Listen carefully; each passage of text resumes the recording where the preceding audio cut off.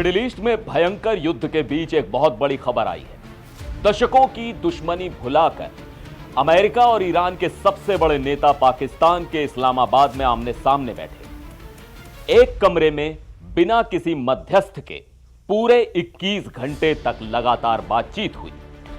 दुनिया को लगा कि शायद अब जंग रुक जाएगी, लेकिन यह ऐतिहासिक शांति वार्ता बुरी तरह से फेल हो गई है। दोनों देश बिना किसी सहमति के टेबल से उठ गए हैं और अब मिडिल ईस्ट पर खतरे के बादल और भी ज्यादा घने हो गए। नमस्कार, मैं हूं सिद्धार्थ प्रकाश। पाकिस्तान की राजधानी इस्लामाबाद में चल रही इस बातचीत पर पूरी दुनिया की नजरें टिकी थी, लेकिन ईरान के सरकारी ब्रॉडकास्टर IRIB ने टेलीग्राम पर जानकारी दी है कि अमेरिका की अनुचित और बेतुकी मांगों की वजह से बातचीत किसी नतीजे पर नहीं पहुंच सकी।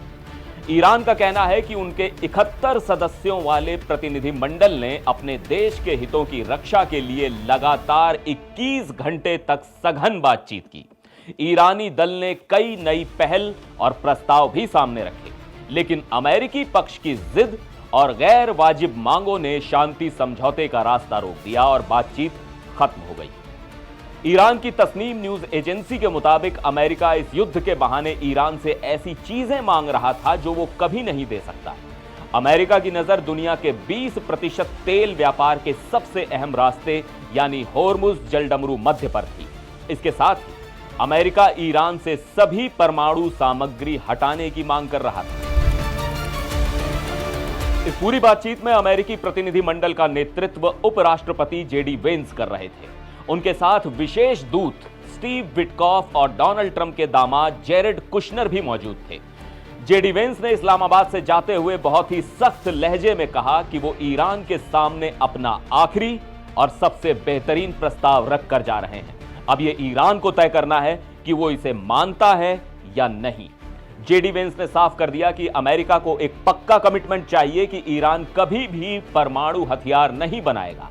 JD वेंस ने ईरान को चेतावनी देते हुए कहा कि समझौता ना होना अमेरिका से ज्यादा ईरान के लिए बुरी खबर है। उन्होंने कहा कि अमेरिका ने अपनी रेड लाइंस एकदम साफ कर दी हैं।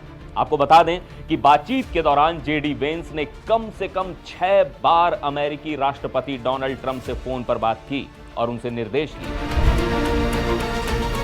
यह बातचीत इसलिए बहुत खास थी क्योंकि 1979 की इस्लामी क्रांति के बाद यह पहला मौका था जब अमेरिका और ईरान के बीच इतने ऊंचे स्तर की चर्चा हुई। यह पिछले एक दशक में पहली सीधी बातचीत थी। आमतौर पर दोनों देश बिचौलियों के जरिए अलग अलग कमरों में बैठकर बात करते हैं, लेकिन इस बार पुरानी परंपरा टूटी। पाकिस्तानी अधिकारियों की मौजूदगी में अमेरिकी टीम और ईरानी संसद के स्पीकर मोहम्मद बागेर गालिबाफ और विदेश मंत्री सैयद अब्बास अरागची आमने सामने एक ही टेबल पर बैठे। आपको याद दिला दें कि मिडिल ईस्ट में यह भयंकर युद्ध 28 फरवरी को शुरू हुआ था, जब अमेरिकी और इजरायली सेनाओं ने ईरान पर हमला करके उसके सर्वोच्च नेता अली खामेनेई और कई वरिष्ठ कमांडरों को मार गिराया था। इसके जवाब में ईरान ने भी इजराइल और खाड़ी देशों में मौजूद अमेरिकी सैन्य ठिकानों पर हमले किए और ये हमले तब तक चलते रहे जब तक डोनाल्ड ट्रंप ने बीते मंगलवार को 2 हफ्ते के युद्ध विराम का ऐलान नहीं किया। इस युद्ध में अब तक हजारों लोगों की जान जा चुकी है।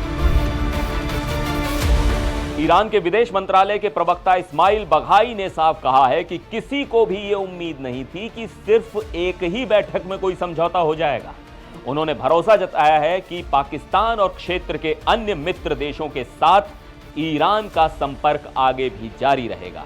लेकिन अब सवाल यह है, क्या डोनाल्ड ट्रंप का यह आखिरी प्रस्ताव न मानकर ईरान ने अपने लिए एक नया और बड़ा खतरा मोल लिया है?